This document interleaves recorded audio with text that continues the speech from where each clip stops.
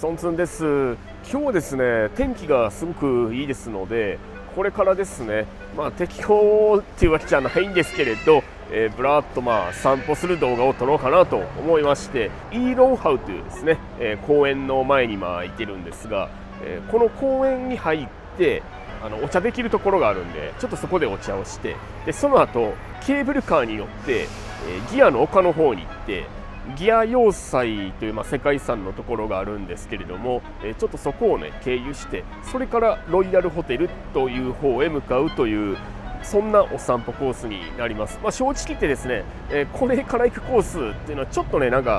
ここからはっきり言ってロイヤルホテルまでね、まっすぐ行ける道があるんですけれども、それを通らずにちょっと遠回りするような感じになりますので、そこまで参考になるかどうかはわからない動画なんですけれど、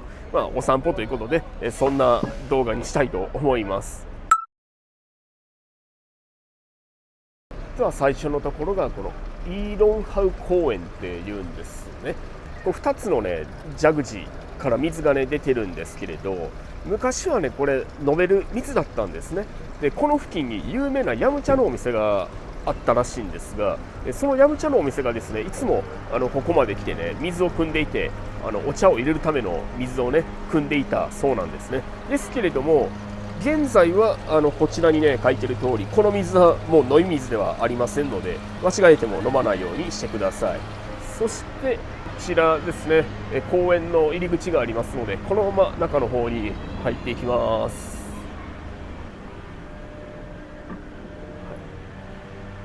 で後でケーブルカーに乗るって言ったら、乗り場がねここなんですね。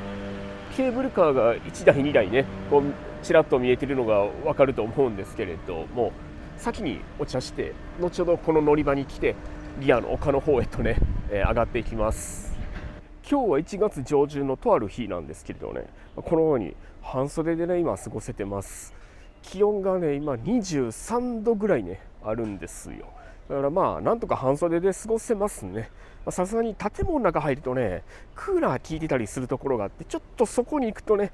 若干肌寒くなるところはあるんですけれど、外だとね半袖でいいですね。まだちょっとねこれでもマカオの人にとっては寒いのか、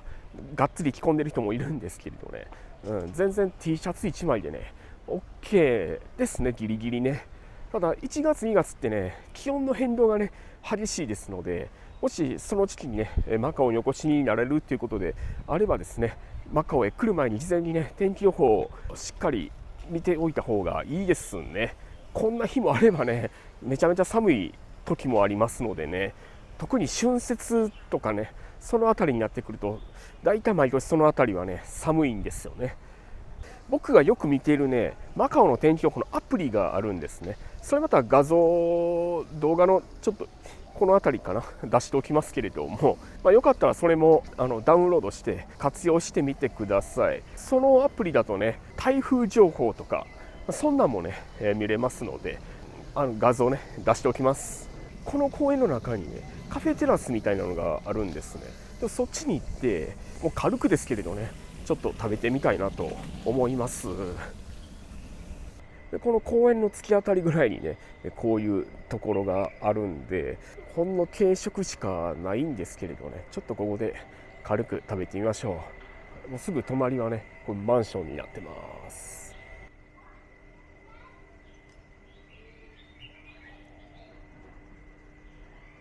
パン類とかのメニューがあったり、あと麺とかね出前一丁とかで、今日はこちらの午後のセットメニューにしました。2時半から5時半までの E のセットにしました。このカフェテラスの下は公園で戯れているというなんだかほのぼのとした風景です。イーロンハウ公園ね、ちょっと観光客の方がそう来る公園ではもしかしたらないかもしれませんから、マイナーと言っちゃあれかもしれないけれど、ちょっとねマイナーな感じな公園なんですけれどね、そんな公園の中にもこういうテラス席がねあってね、コーヒー飲んだり簡単に食事したりできるんですよ。で今日注文したものです。フレンチトーストと手羽先ですかねっていうちょっと珍しい組み合わせのやつですね。で、飲み物がついてまして、コーヒーとかミルクティーとかなんか選べれるんですけれども、言うの忘れたな、ミルクなしって。ミルクコーヒーです。で、冷たい飲み物に変えることもできるんですけれど、それだとね、プラスいくらか料金がね、加算されます。手羽先から食べるか。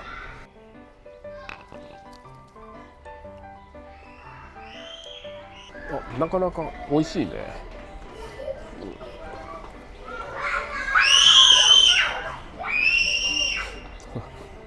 子供たちがね、もう周りにいっぱいいて、なんかすげえはしゃぎ声が聞こえるんで、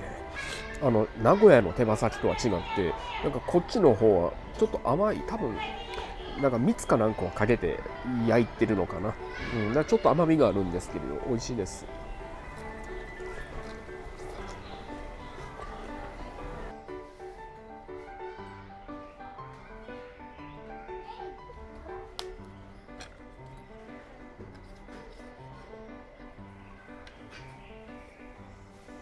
見にくいと思うんですけれどね、ピーナッツクリームが挟んであるんですね。一番マカオでよく見るオーソドックスなフレンチトーストです。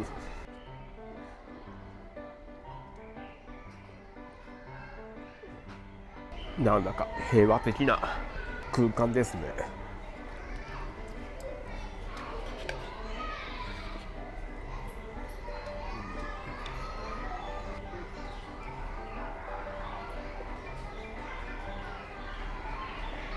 はい、では美味しく、ゆっくりとねお茶することができました。じゃあこれからケーブルカーの乗り場の方へまた戻ります。じゃあケーブルカーのね乗り場まで戻ってきました。この公園の入り口のすぐ近くですねにこの建物がありまして、ここで入ったところで料金を支払ってエレベーターで上に上がったところがケーブルカーの乗り場になってます。ケーブルカーの営業時間ですけれど、朝8時から夕方6時までですね。ただし月曜日は定休日になってます。片道がマカオパタカ2パタカで、往復だと3パタカになります。12歳以下のお子さんであるとか65歳以上の方であれば往復チケットで2パタカになってます。じゃあチケットを買ってケーブルカー乗りましょう。じゃあチケット片道分だけ買いました。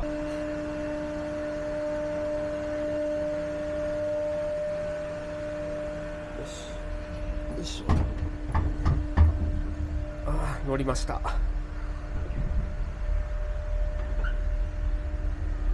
自動で開いてしまうんですね。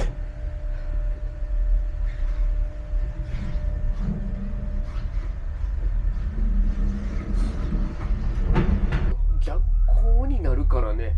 ちょっと景色見にくいかもしれないですけれど、イーロンハウ公園があるところはマカオのローカルなエリアのところですね。ちょっとカジノホテル街からはちょっと離れたところになります。今これ肉眼ではねグランドリスバーが見えるんですけれど、逆光なので見にくいかな。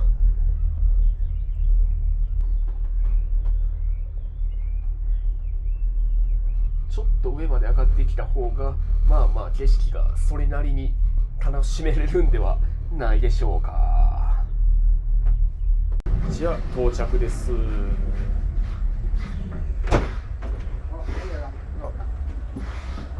はい、谢谢。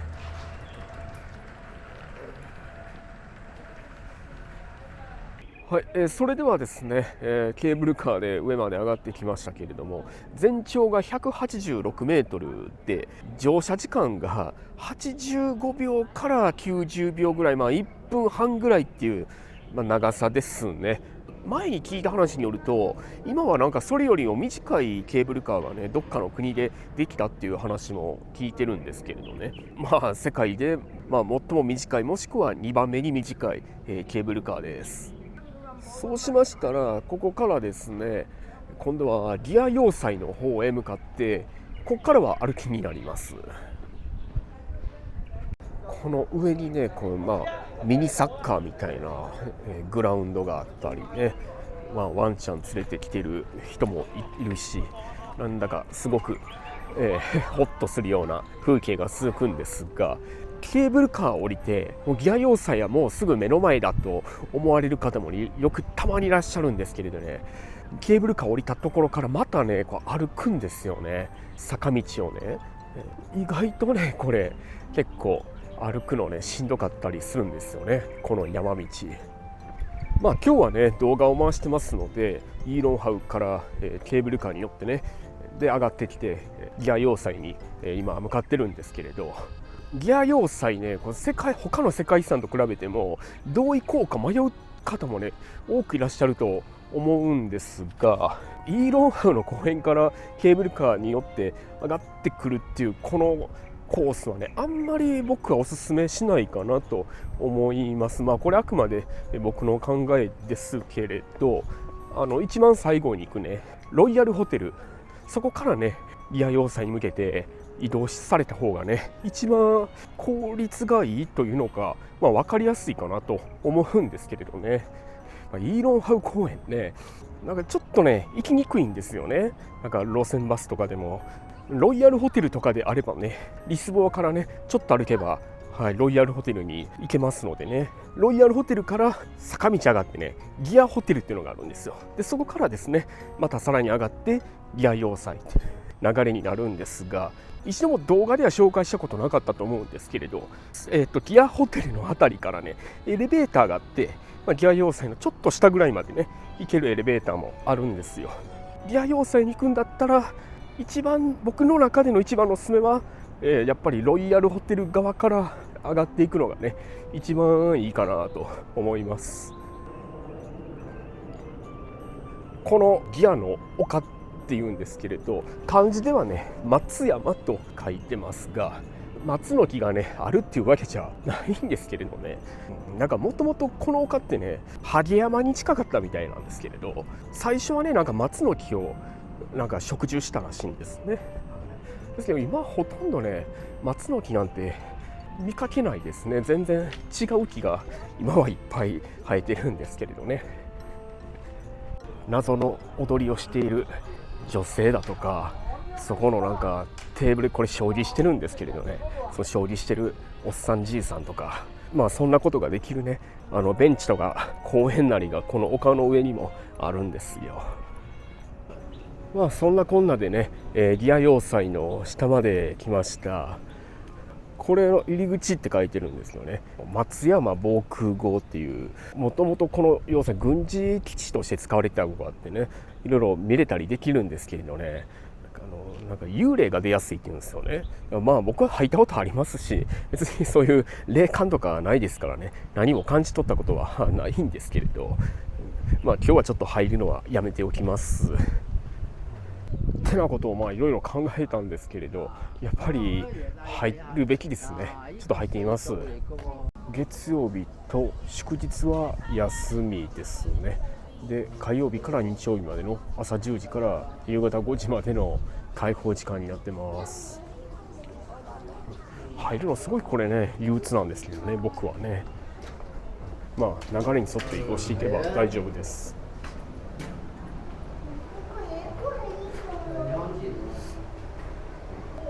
写真パネルはね以前のマカオの昔の写真とかがねこう展示されてるわけなんですけれど、なんかかつて使われていたこのなんだこれ貯水区、まあ、水をためるところですねとか、この防空壕のあった場所がどこにあるかだとかね、そんなんが説明書きであったりして、ここは何もないか。あとまあ昔使われていたこの発電機であるとか、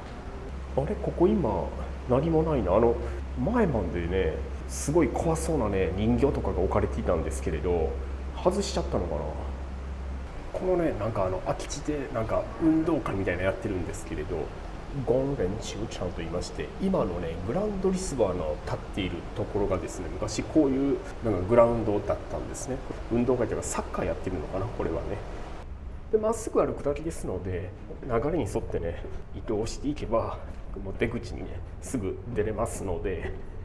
そんな大した距離のある防空壕じゃなかったんですけれど、でここから外に出ましたら、この石の階段を歩いていって防空壕の入り口のところまでまた出れます。お化けが出るっていう噂もねあるんですけれど、もしギア要塞まで来られましたらね、大丈夫な方はこの防空壕の中ちょっと覗いてみてください。この大砲のあるところが防空壕の入り口のところになります。通り過ぎるだけにしようかなと思ったんですけれど、すごく天気がいいしね、ちょっとギアの要塞の中入ってちょっと久しぶりですからね、灯台とか教会の前ぐらいまでは行きましょう。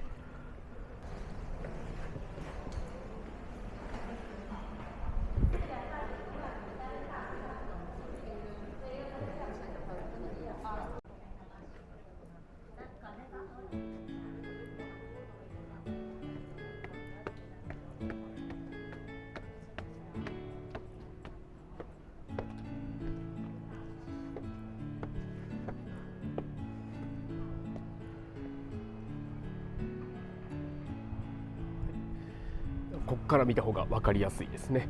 ギアの要塞、ギア要塞という一括りになってまして、その要塞の中に、要塞と、教会、そして灯台、これがセットになってるんですね。で周りはこういう、タイパとかその辺まではねあんまり見えないんですけれど、マカオ半島側の景色がねちょっと逆光なんでね見にくいところあるんですが、半島側の景色が結構ね見えるというポイントです。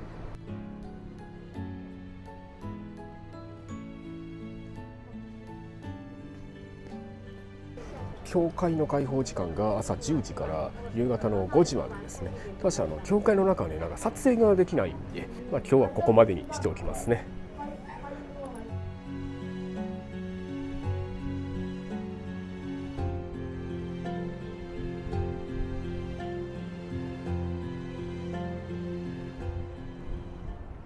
ではこのギアの丘からですね、一気に今度は歩いて下っていって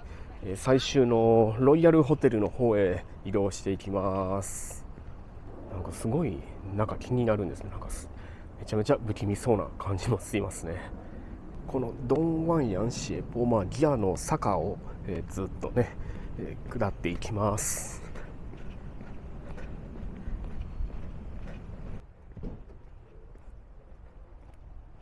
下るときはねいいんですけれど、上がってくるときはやっぱりこれきついですかね。やっぱりロイヤルホテルから坂道をね歩きで上がるとなるとね、今はいいですけれどね、涼しいですからね。まだ夏場とか本当にこれはしんどいでしょうね。やっぱりね、僕も何度も歩いたことありますけれどね、ギアの要塞に着いたら汗ボトボトですからね。今この坂道ね、今歩いてると言いますけれど、ジョギングコースに使われていたりだとか、あとずっと以前はね車の免許の路上試験か路上練習かなんかでもね使われていたみたいですね。坂下ってきたらね、ドンワンヤンジューディエン、これギアホテルですね。このギアホテルのところを今度右に曲がっていくんですけれど、このね前の道のがマカオグランプリのコースになっているところですね。去年ねマカオグランプリマラソンということでね、私も走ったというのか歩きましたけれど、ここをねずっとねマラソンでも走れるというイベントがありました。ではあとはもうこれをねずっと下に下っていってロイヤルホテルになります。それでは今回最終目的地のロイヤルホテル前までね来ました。ロイヤルホテル前のこの公園がバスコダガマ公園なんですね。それでは今日は天気も良くてね、1月なのに半袖でね過ごせれるということですから、ちょっと動画を撮ってみたいなと思って、急遽こういうコースを思いついてね動画を回してみたんですけれど、いかがでしたでしょうか。ちょっと遠回りするような感じでねお散歩動画にしましたので、参考になるかどうかは分かりませんが、この動画見てお楽しみいただけたということであれば幸いでございます。ということで今日はここまでということにさせていただきます。マカオ散歩のソンツンでした。ご視聴どうもありがとうございます。チャンネル登録をして一緒にマカオの散歩に出かけましょう。